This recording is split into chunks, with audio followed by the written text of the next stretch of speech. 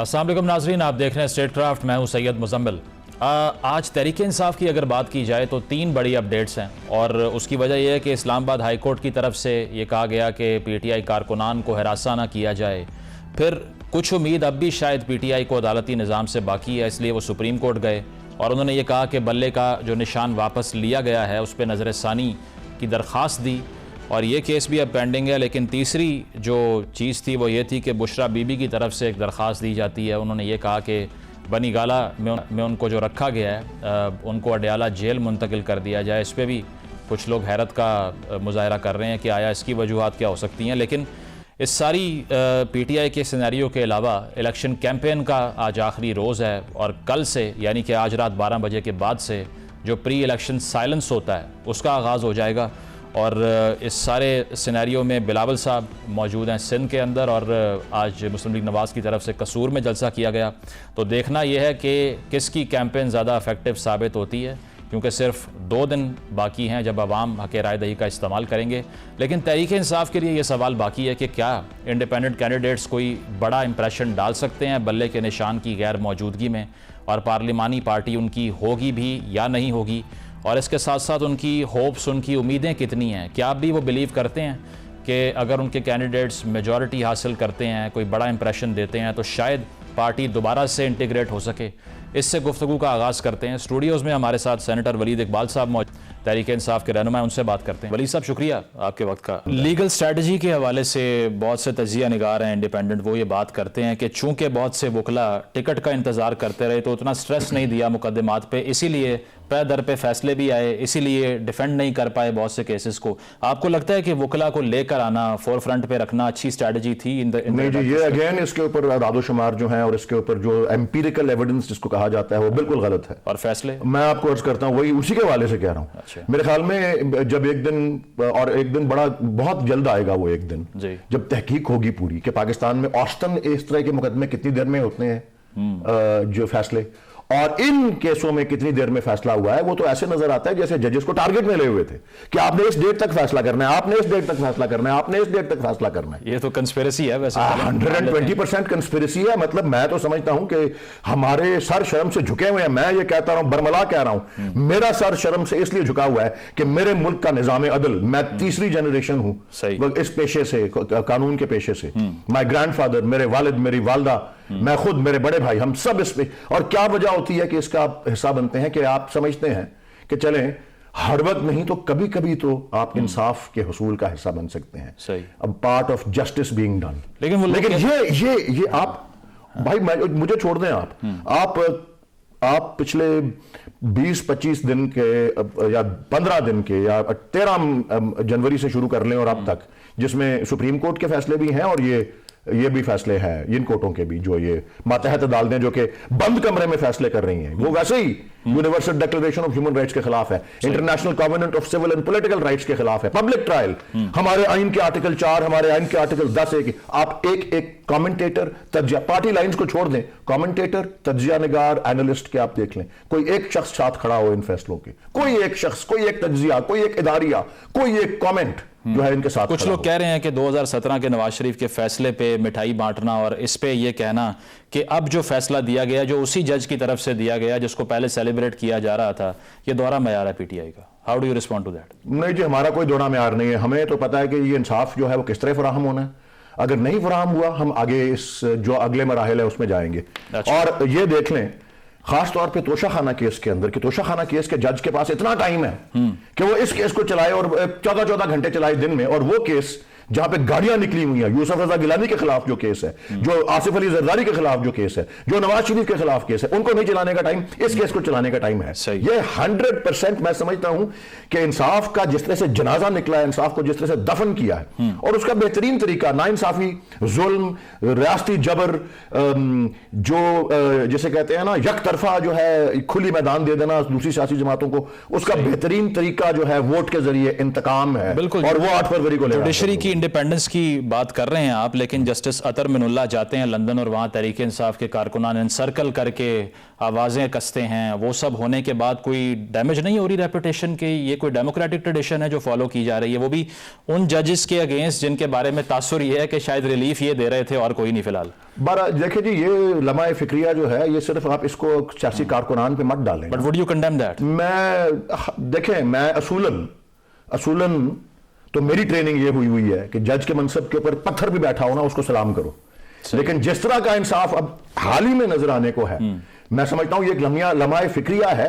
इसको कंडेम करने के बजाय अदालत अपने आप को, अपनी खुद एहतसाबी जो पाकिस्तान की तमाम अदलिया है, नीचे से लेकर ऊपर तक अदलिया को बहसियत मजमूई ये देखा जाए कि उनको खुद एहतसाबी करनी चाहिए। पाकिस्तान की अदलिया का एक बड़ा तारीख माजी पाया जाता है और आपके सामने है। वो मार्शल लॉज को जो है एंडोर्स किया नजरिया जरूरत के तहत, और 50 की दहाई से होता है, और 4 दफा या 3 दफा कम से कम कर चुके हैं। जनरल अयूब खान का, जनरल याया खान को तो बाद में गासिब करार दिया, अदालतों ने दिया। मुशर्रफ का बाद में उसको संगीन गद्दारी का मुर्तकब करार दिया। अब बस ये देखे ना, ये सीसॉ चलता रहा है हमारी। मतलब रिफॉर्म से बेहतर आवाजें लगाना है इस तरह से, उससे बेहतर नहीं जी नहीं।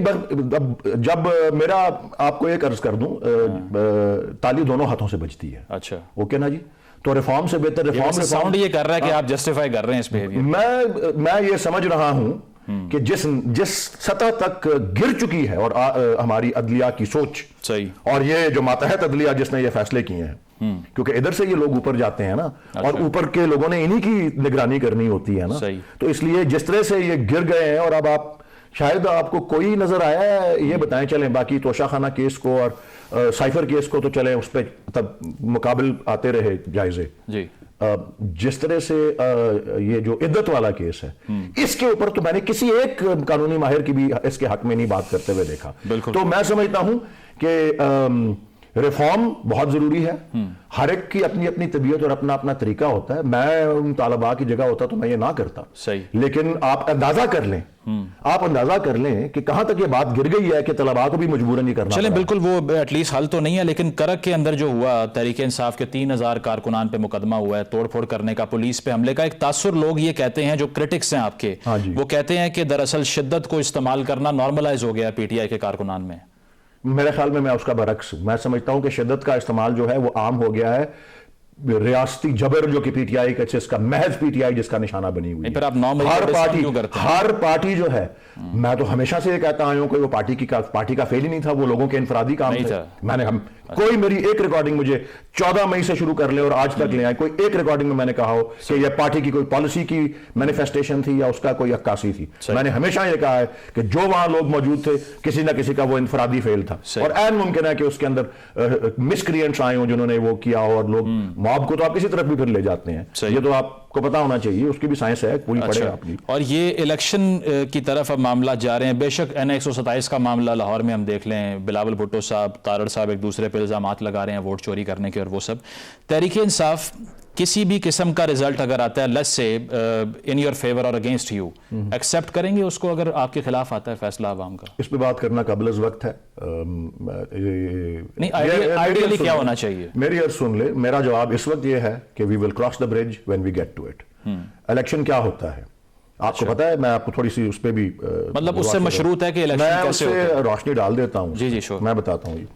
आप पाकिस्तान के सुप्रीम कोर्ट ने 1989 में एक फैसला किया था, इलेक्शन क्या होता है, उसकी तशरीह की थी। ठीक है, और वो उसकी साइटेशन है PLD 1989 supreme court 396, Javed Hashmi case कहलाता है वो। सही। उसमें उन्होंने बताया कि इलेक्शन महज पोलिंग डे नहीं होती, इलेक्शन होता है एक पूरा प्रोसेस, और वो प्रोसेस शुरू होता है जिसमें मुतअद्दिद मरहले होते हैं, बहुत सी स्टेप्स होती हैं। शुरू होता है इलेक्शन के शेड्यूल के ऐलान से, और फिर उसमें पहला मरहला होता है कागजात नामजदगी का दायर करना, उनकी स्क्रूटनी, उनका जायजा, उनकी पड़ताल, और फिर अप्रूवल और अपील्स। उसका अगला मरहला होता है कैंपेन, उसका अगला मरहला होता है इलेक्शन डे, उसका अगला मरहला होता है counting of the votes and the consolidation of the results and the notification of the returned candidates. ये एक सिरे से दूसरे तकरीबन 2 महीने का प्रोसेस जो है उसको इलेक्शन कहा है।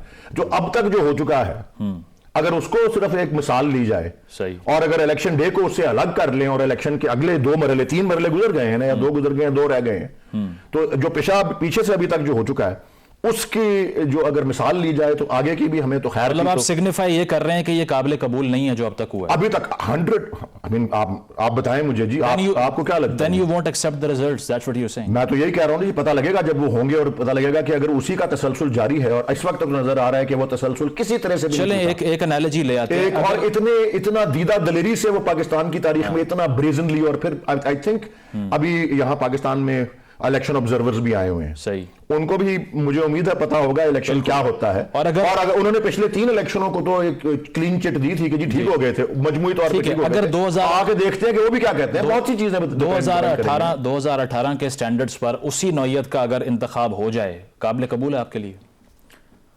मैं काबिल वक्त है जी, मुझे कहना ये भी काबिल वक्त है। अगर बिल्कुल तब भी नून लीग ये कह रही थी कि आरटीएस बैठ गया, हमारा वोट बैंक छीन लिया। हाँ जी, और नून लीग बाद में क्या पीडीएम का हिस्सा बन के उसी इलेक्शन के नतीजे के ऊपर हुक्मरान नहीं बन गई? उस वक्त उनको नहीं याद आया ये बिल्कुल, मैं इस मौजूद पर बात ही नहीं करना चाहता कि 18 का इलेक्शन सही था या गलत था। हाँ, पिछले 3 इलेक्शनों को बैनुल अक़वामी ऑब्जर्वर्स जो हैं वो भी आके क्लीन चिट दे गए थे 18 के समेत, जी मजमूई तौर पे हमें कोई गलत कारी नजर नहीं आई। देखते हैं वो भी क्या कहते हैं, तो सब लोग दुनिया देख रही है, ठीक है, और दुनिया के तज्जिए भी आ रहे हैं। इंट्रा पार्टी इलेक्शन का अब डिले होना, ये अब भी एक चैलेंज है। लोग कहते हैं कि अब दरअसल डिसइंटीग्रेशन इतनी है कि घबरा रही है Tehreek Insaf intra party election में दोबारा जाने। नहीं जी, नहीं, डिसइंटीग्रेशन नहीं है, आपको पता है घबरा रही है वो कुव्वतें जो हमको इंट्रा पार्टी इलेक्शन कराने नहीं देना चाहती। इंट्रा पार्टी इलेक्शन का ऐलान ही नहीं होता अभी, तो दफ्तर सील हो जाता है पीटीआई का कि जी वहां आप इकट्ठे ही नहीं हो सकते कि जी आप इसका फैसला करें कि इंट्रा पार्टी इलेक्शन किस तरह कराना है। दफातर सेंट्रल ऑफिस इस्लामाबाद में मैं खुद जहां जाने, मुझे बुलाएगा कि आप 2 बजे आ जाएं, मीटिंग होनी है। मैं गया, बैरिकेड लगा के पुलिस खड़ी हुई है, कहां जाना है आपने जी? मैंने कहा जी पीटीआई के ऑफिस जाना है। दफ्तर बंद है जी। एक बावर्दी पुलिस अफसर मुझे कह रहा है ये। अच्छा, मैंने पूछा जी किसने बंद किया? ये अल्फाज थे, इंतजामिया ने बंद किया। तो आप बताएं मुझे, इंट्रा पार्टी इलेक्शन हम नहीं कराना चाह रहे, ये लोग हमें करवाने नहीं दे रहे। और अगर डिसइंटीग्रेशन नहीं है तो शेर अफजल मरवत साहब शुएब शाहीन को गद्दार क्यों कह रहे हैं? वो कि आपस में लोगों की देखें, मेरा लग तो रहा है कि धड़े बन चुके हैं और कोई आपस में सवाल कर लिया, मैं जवाब दे दूं? जी दें जवाब जी। मैं आपको बता देता हूं, मेरा ताल्लुक कानून के पेशे से है, और कानून के पेशे के अंदर होने से मुझे और बहुत से लोगों, मुख्तलिफ लोगों की मुशावरत में मैंने इंजीनियर्स का, डॉक्टर्स का, बिजनेसमैन का, चैम्बर के लोगों का, हर किस्म की प्रोफेशंस का मैंने जो है, पेशों का या ऑक्यूपेशंस का जो है मैंने जायजा लिया हुआ है। जितनी ज्यादा मुसाबकत, जिसे कंपटीशन कहते हैं अंग्रेजी में, या रकाबत जिसको आप एक तरह का हसद कहते हैं, पॉलिटिक्स में है, किसी और चीज में नहीं है। तो ये 2 लोगों का ये आना, 5 केस तो आपको नून लीग में नजर आ जाएंगे इस तरह के, दानियाल अजीज और एहसन इकबाल आपस में ये कर रहे हैं, फलाना ये कर रहा है, धमाका वो कर रहा है। शायद पीपल्स पार्टी में इस तरह नहीं होता, आई डोंट नो उनका सिस्टम किस तरह का है, लेकिन ये तो कोई ऐसी अनोखी और अनहोनी बात ही नहीं है। 2 लोगों का ये कितने 2.5 लाख तो मेंबर रजिस्टर हुए हैं पीटीआई के उसकी राब्ता ऐप के ऊपर। तो ये इसका क्या हैसियत है कि 2 लोग आपस में एक दूसरे को कुछ कह रहे हैं? अच्छा, और ये सारी सूरत हाल जो हमने देखी कि 9 मई के बाद से पार्टी को बहुत से मसाइल का सामना करना पड़ा, केसेस भी हुए, वो सब बर्दाश्त किया, बहुत से लोग जेल में भी हैं, कारकुनान हैं या फिर पार्टी के लीडर्स भी मौजूद हैं। अब इंतखाबात के हवाले से आप ये कह रहे हैं कि कोई यूनिफाइड स्ट्रैटेजी नहीं है कि मानना है नहीं मानना, रिजल्ट किस तरह का आता है उससे मशरूत है, या फिर अब तक का प्रोसेस पे तो आप रिपीटेडली कहते रहे हैं कि हम मुतमईन नहीं है इससे, इलेक्शन कमीशन के रोल से मुतमईन नहीं है, तो ये कैसे? मैं आपको एक जवाब दे देता हूं जी। पाकिस्तान तहरीक इंसाफ और उसके कारकुनान, और Pakistan Tehreek Insaf as a political party, एक आईनी प्रोसेस के जरिए कानून और आइन, सियासी जमातें कानून और आइन के तहत अपनी जद्दोजहद करती हैं। सही। हम वो इलेक्शन के रिजल्ट का मामला हो, इलेक्शन के बाद आने वाली हुकूमत का मामला हो, इलेक्शन को मुस्तरद करने का मामला हो, उसके नताइज को, या कोई भी ऐसी चीज हो, पाकिस्तान तहरीक इंसाफ के तर्जुमान के तौर पे मैं आपको वाज़ेह तौर पे अर्ज कर सकता हूं कि हमारी तमाम तर सरगर्मी और हमारी तमाम तर जद्दोजहद कानून और आइन के दायरे के अंदर होगी। ठीक है, और बहुत से, क्योंकि कबूल करना या ना करना उसके मुख्तलिफ तरीके हो सकते हैं, क्योंकि कानून और आइन के दायरे के अंदर। ठीक है, वली साहब एक ब्रेक का कहा जा रहा है, हमें नाज़रीन ब्रेक शामिल करते हैं, ब्रेक के बाद वापस आएंगे, stay with us. Welcome back नाजरीन। वलीद इकबाल साहब से हमारी गुफ्तगू जारी है। वलीद साहब, पहले पार्ट में आपने कहा कि मालूम ये होता है जैसे जजेस को पहले से कहा जा रहा है कि इस तारीख को ये फैसला देना है, फिर लेवल प्लेइंग फील्ड की दरख्वास्त भी वापस ली कि उम्मीद नहीं है, और आखिर में आप यही कह रहे हैं कि वही अदालतें अब फैसला करेंगी कि इस पार्टी के जो केस है इसका क्या करना है, कैसे डील करना है। यहाँ होप कैसे आ गई अगर सब फिक्स्ड है? नहीं, मुझे कोई होप नहीं है, लेकिन नहीं, लेकिन Why don't you withdraw the applications? एक बात होती है, ठीक है, किसी मौके पे ये करना पड़ा तो दरखास्त गुजार, और अगर इलेक्शन हो गया और सारी इंडिपेंडेंस को लोग दबाव डालकर और खौफजदा करके और खरीद कर अगर ले गए, उसके बाद फैसला आता है जिसकी बानी कोई नहीं है, तो जाहिर है उसको उस तरह देखा जाएगा। लेकिन जितनी देर वो पेंडिंग है,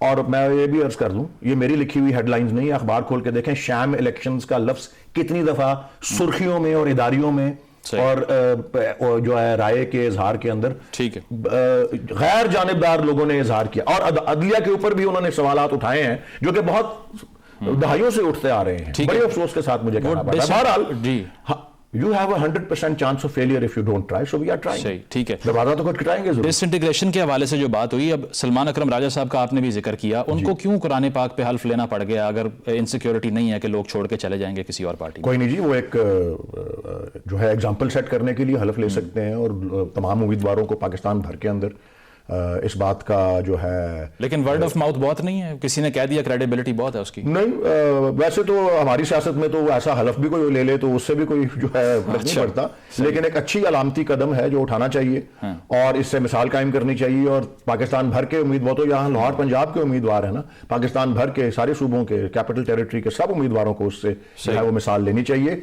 और तमाम वोटरों को मैं एक बार फिर कह रहा हूं कि ये कश्मीरी वोटरों के साथ, कश्मीरी मुसलमानों के साथ भी एक ज़ाहिर यकजहती होगा कि आप ज्यादा से ज्यादा तादाद में निकल के अपने राय का इजहार करने जाएं, जो कि कम से कम आपको आज़ादी है, हमको आज़ादी है इस मुल्क में, कश्मीरियों को तो, मुसलमानों को कश्मीर में वही इजहार नहीं है। तो यकजहती 5 फरवरी से 3 दिन बाद उनके साथ यही होगी कि भरपूर तरीके से आप वोट डालने निकले। बैकडोर राब्तों की क्या सिचुएशन है, आप किस सतह पर हैं इस वक्त? वो पॉलिटिकल पार्टी से बात हो रही है किसी? नहीं, मैं तो किसी बैकडोर में वैसे ही नहीं इन्वॉल्व, और मुझे कोई उसका इल्म नहीं है, और मैं उस पर क्यों कोई तबसरा। चेयरमैन आपकी पार्टी के कह रहे हैं मैं तैयार हूं, वो फिर आप उनको बुलाएं और पूछें, या उनके जो उनको पर्सनली को मिलके आया उनसे। लेकिन जितने आप पेसिमिस्ट हैं वो तो नहीं लग रहे उतने।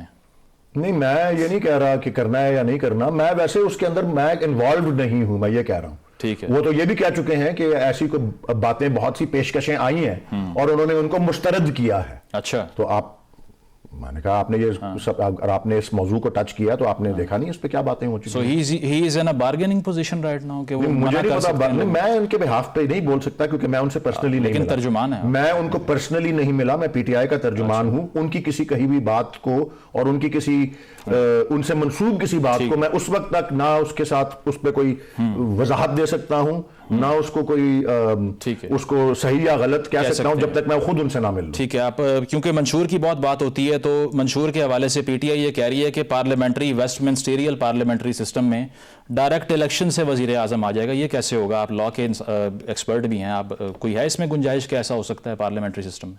देखें जी, आइन में तरमीम करने से तो आप जो है बुनियादी तौर पर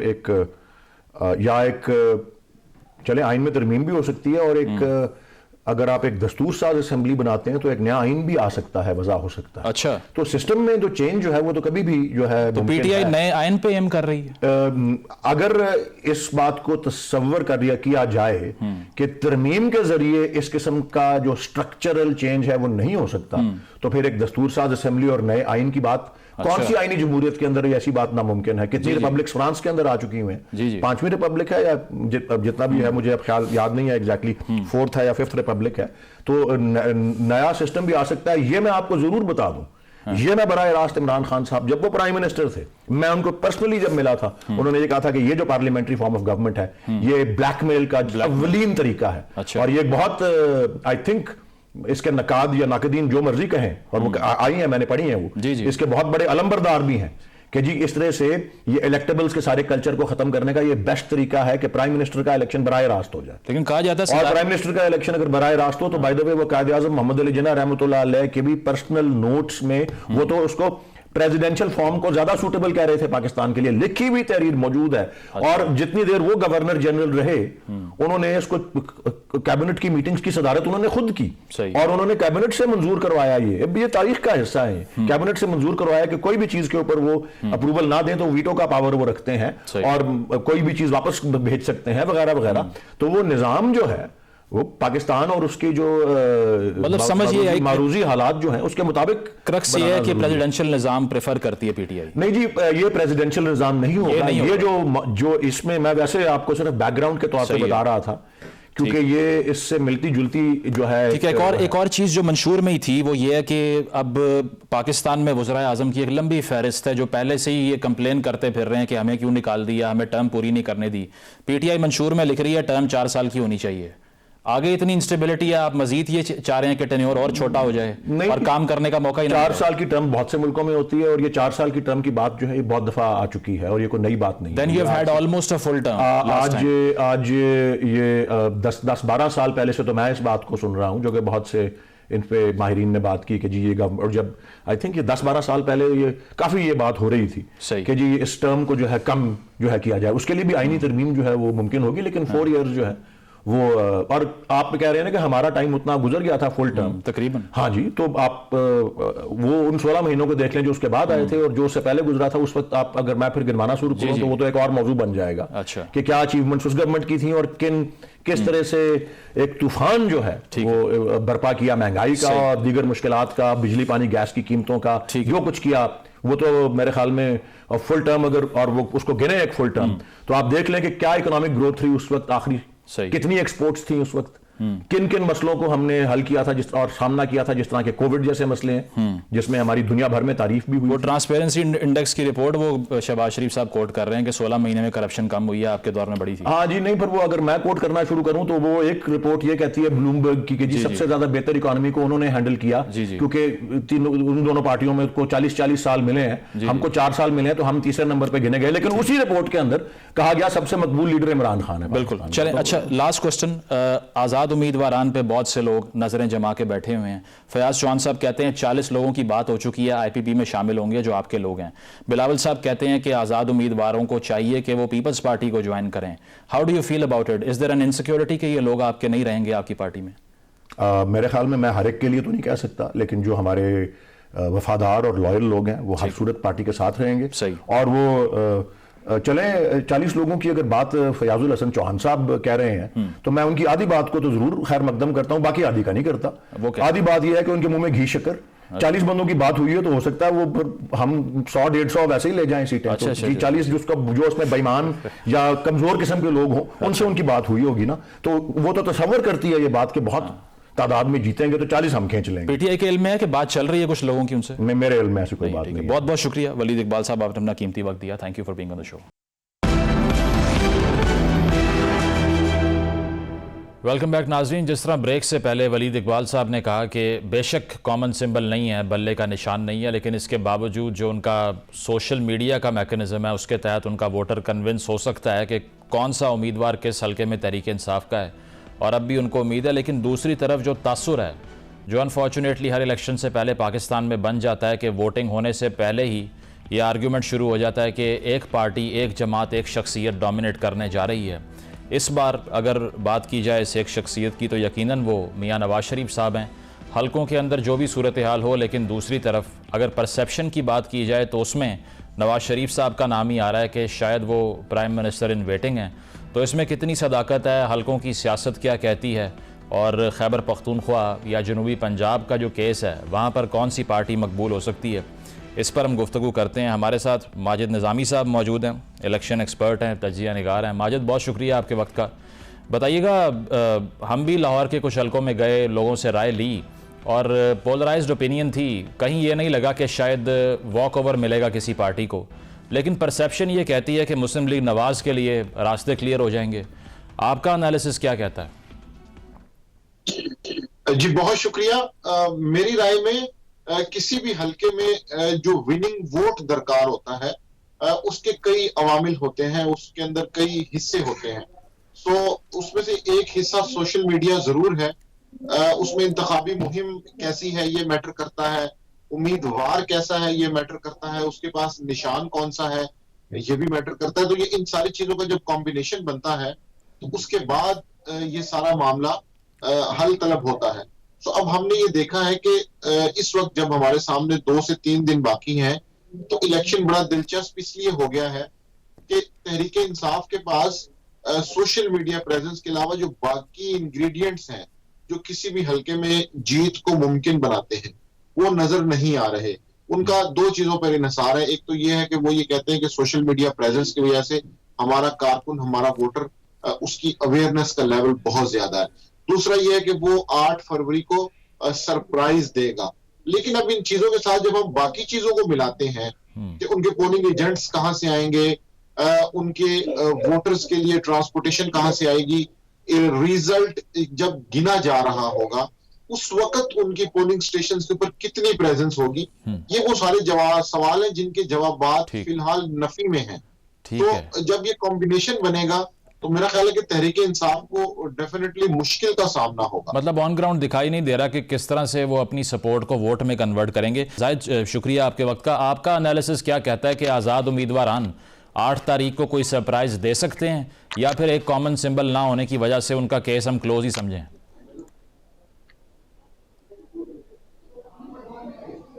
आज़ाद उम्मीदवार तो बहुत इम्पोर्टेंट रोल इस वक्त आप प्ले कर रहे हैं। मेरी नज़र में 2024 में जो न्यूट्रल इंडिपेंडेंट हैं और इसके अलावा जो पीटीआई बैक्ड इंडिपेंडेंट हैं, हो सकता है कि ये पार्लियामेंट में पहले नंबर पर पार्लियामेंट्री फोर्स बन के सामने आए। उसकी रीजंस और जस्टिफिकेशंस और आर्गुमेंट इसके पीछे क्या है, मैं ये क्यों कहना चाह रहा हूँ कि आज़ाद का बहुत इंपॉर्टेंट रोल है और वो किंग मेकर्स हैं, क्योंकि इस वक्त पाकिस्तान में 42 ऐसे कैंडिडेट हैं जो कि हॉट स्पॉट 42 हल्के नेशनल असेंबली के वो मुकाबला कर रहे हैं और वो इलेक्शन जीत भी सकते हैं। उसमें 55% 42 में से इलेक्शन जीतते हुए नजर आते हैं। मैं आपको कई एग्जाम्पल दे सकता हूं जो न्यूट्रल इलेक्टेबल इंडिपेंडेंट हैं, आजाद उम्मीदवार जो हमेशा इलेक्शन जीत के आते हैं। मैं आपको मिसाल दे दूं 1-2 की, जिस तरह डेरा गाजी खान से आप जुल्फ़िकार खोसा का नाम लें, आजाद उम्मीदवार हैं, न्यूट्रल इंडिपेंडेंट हैं, उनकी पोजीशन काफी मजबूत है और वो इलेक्शन में टफ टाइम दे रहे हैं अपने मुखालिफों को। इसी तरह से अगर आप बलोचिस्तान चले जाएं, असलम भूटानी हैं जो कि जाम कमाल खान के खिलाफ इलेक्शन कॉन्टेस्ट कर रहे हैं, वो टफ कॉन्टेस्ट है वहां पर। याकूब बिजंजो का हल्का है जो खुद भी पहले नेशनल असेंबली के मेंबर रहे हैं, वो भी एक टफ कॉन्टेस्ट में। तो 42 ऐसे कैंडिडेट हैं। इसके अलावा जो पीटीआई बैक्ड कैंडिडेट हैं, अगर आप 29 पीटीआई के बैक्ड कैंडिडेट जो कि खैबर पख्तूनख्वा में है, पिछली दफा मेंबर नेशनल असेंबली का हिस्सा रहे, आप भी वो डोमिनेटिंग पोजीशन में हैं अपने हलकों में। सही। इसी तरह से पीटीआई बैक्ड कैंडिडेट दूसरे हलकों में भी हैं, ठीक है, पाकिस्तान के पंजाब में या फिर आप जो खैबर पख्तूनख्वा तो है फिर इस्लामाबाद में। तो आजाद जो उम्मीदवार हैं, चाहे वो पीटीआई हिमायत कर रही है या वो न्यूट्रल इंडिपेंडेंट है, उनका रोल बहुत इंपॉर्टेंट है। मतलब आप ये कह रहे हैं कि उनको राइट ऑफ आजाद उम्मीदवारों पर तो उनको राइट ऑफ नहीं कर सकते। माजिद, आप अग्री करते हैं इससे कि मुमकिन तौर पे सबसे बड़ी फोर्स जो सामने आ सकती है वो शायद आजाद उम्मीदवारों की हो? जी, ये एक इंटरेस्टिंग पॉइंट इसलिए है कि इलेक्शन पे जो लोग संजीदा काम कर रहे हैं उन्होंने ये बिल्कुल कैटेगराइजेशन की हुई है।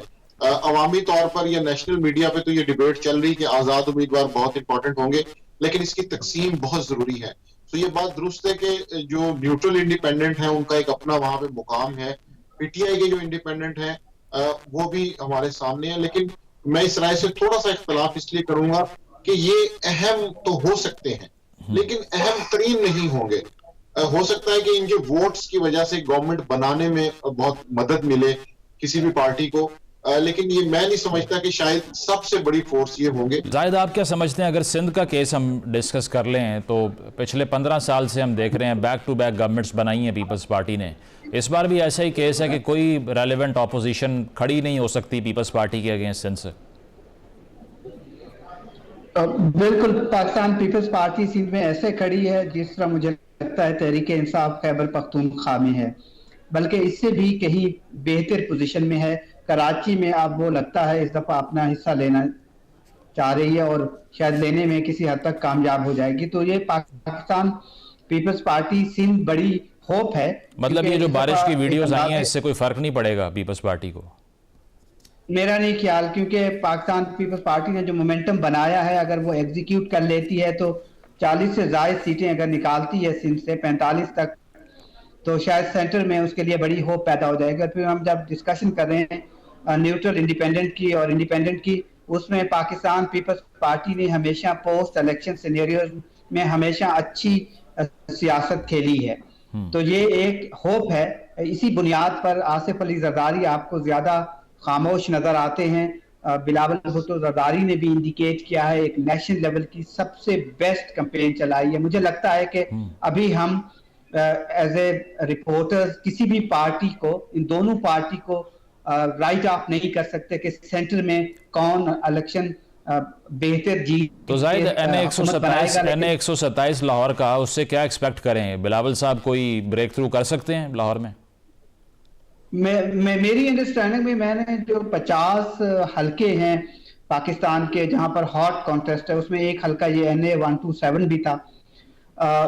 टफ मुकाबला है, इसमें कोई शक नहीं है। तीनों ऐसे कैंडिडेट हैं जो सरप्राइज दे सकते हैं। बिलावल भुट्टो जरदारी अगर वहां से जीत जाते हैं, जो कि अच्छे कॉन्टेस्ट में नजर आते हैं अताउल्लाह तारड़ के साथ और आजाद जो कैंडिडेट हैं PTI के बैक, तो फिर पंजाब से PTI के लिए, सॉरी पाकिस्तान पीपल्स पार्टी के लिए अच्छी होप्स हो सकती हैं। जिस तरह पिछली दफा उसने 5 सीटें जीती, अब वो होप कर रहे हैं कि 5 से बढ़ के 8 हो जाएं या 10 हो जाएं। अगर वो 8 से 10 सीटें निकाल जाते हैं पंजाब से, तो पीपल्स पार्टी के लिए सेंटर में काम थोड़ा आसान हो सकता है। तो होप्स उनकी अलाइव हैं सेंटर में अभी भी हुकूमत बनाने के लिए। ठीक है। और माजिद, आपको क्या लगता है जो साउथ पंजाब का केस है, इस पे जिस तरह तहरीक इंसाफ की बहुत से लोग आए थे, उसमें जनूबी पंजाब महाज के थ्रू खुसरो बख्तियार साहब थे और लोग थे, वादे पूरे नहीं किए अपने, अब भी किसी हद तक मैस पॉवर्टी का शिकार है जनूबी पंजाब, 35% आवाम पॉवर्टी लाइन से नीचे रहती है।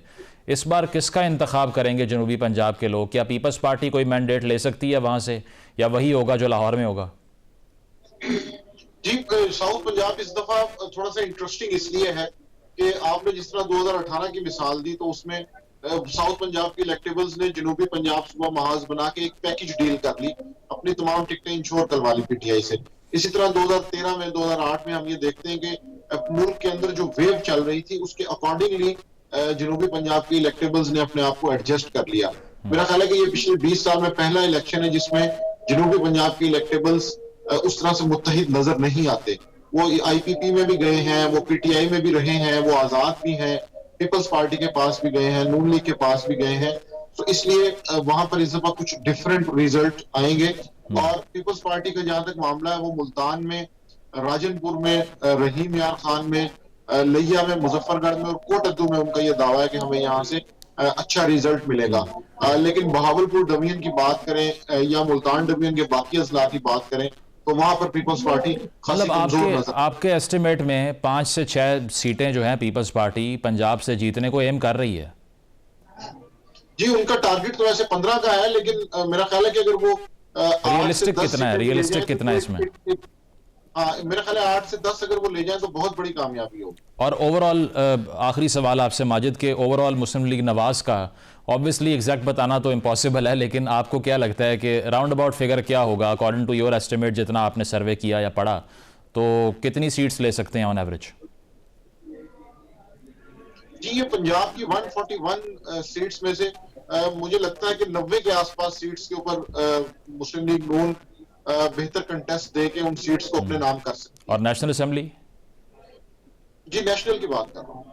अच्छा, ओवरऑल सही, ठीक है। और जाहिद, आपको क्या लगता है कि PMLN का क्या नंबर हो सकता है रिलेटिवली, अगर देखा जाए लास्ट टाइम से भी आप कंपेयर करें, और पीपल्स पार्टी का भी अकॉर्डिंग टू योर एस्टिमेट? देखिए, अब साउथ पंजाब में हमेशा वाइटल रोल प्ले करता है। आप देखें 2008 में पाकिस्तान पीपल्स पार्टी ने 24 सीटें ली थी, और हुकूमत बना ली थी। फिर 2013 में नून लीग ने 29 सीटें ली थी वहां से और हुकूमत बना ली थी। पाकिस्तान तहरीक इंसाफ ने 2018 में 28 सीटें ली थी, 27 सीटें और हुकूमत बना ली थी।